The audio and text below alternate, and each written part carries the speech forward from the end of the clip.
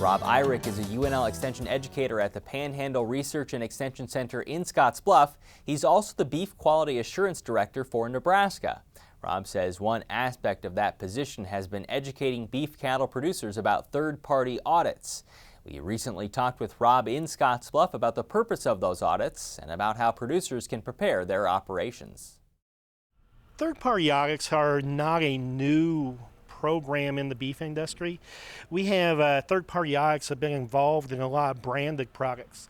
But within the last year, we've seen a focus of our packers and our processors in looking at doing third-party audits with the whole complete supply chain.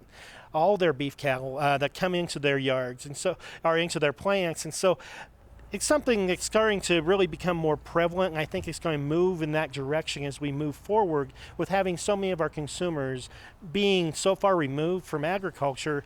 They want to know how and where their animals are raised to produce that product that's on their dinner plate. So in the beef industry, we're seeing third-party audits becoming more prevalent currently.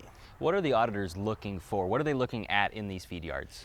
You know, when they come into the feed yards, they're really looking at the basic animal care and welfare. How do we handle these animals? Are we using low-stress handling techniques?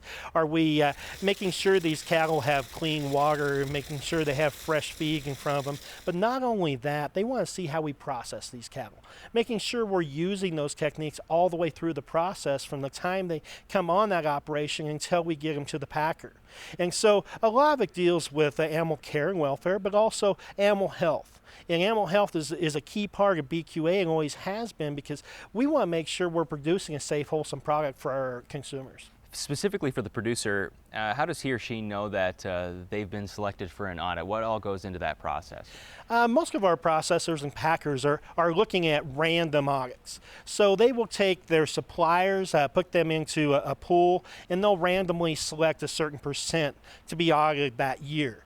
They will announce that, and they will let the yards really know when they're coming, or work with them to design a time, because they want to see you processing and handling. They want to see that all in that time they're there. Not only that, but they're going to look at documentation as far as, have we trained our people, have we kept our treatment records. So it's going to be a time frame where they're going to give you some time to prepare as they come into the yards. But most of our yards are pretty open about it, as far as they're wanting to show that we are doing the right things, and we're verifying that we are through this type of process. What happens to the process, or to the producer, after that evaluation? After the evaluation from the third party, whoever the packer or the processor is that has kind of set up the third-party audit, they will sit down with the packer if there's anything that needs to be corrected. Basically, they're going to look at, they have a whole criteria set up, and it's either going to be acceptable, not acceptable, or it's not applicable for that procedure. And there's going to be a part on there, if it's not applicable, is there some way that they need to improve something within that process? Or are they not doing it, or what's going on? And so they're going to ask that. They're going to work with the feed yards to say, okay, this is where we think you need to be improving. It's an education process, and kind of move through that. And then they're going to take that material that they get, and they're going to use that for their customers. They're going to look at fast foods, restaurants, and so forth, and say, hey, we have worked with these guys, they're doing the right thing, and they're going to take that to their consumer and say, we have a safe, wholesome product that's really designed for the quality of your family and you as a consumer. Do you think this will become more common in the future?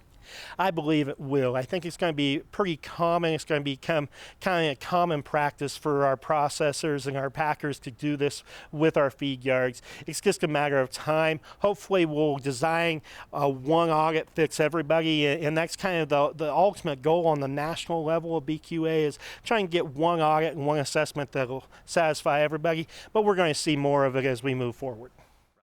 Rob says producers can find information on preparing for audits at the State Beef Quality Assurance website at bqa.unl.edu.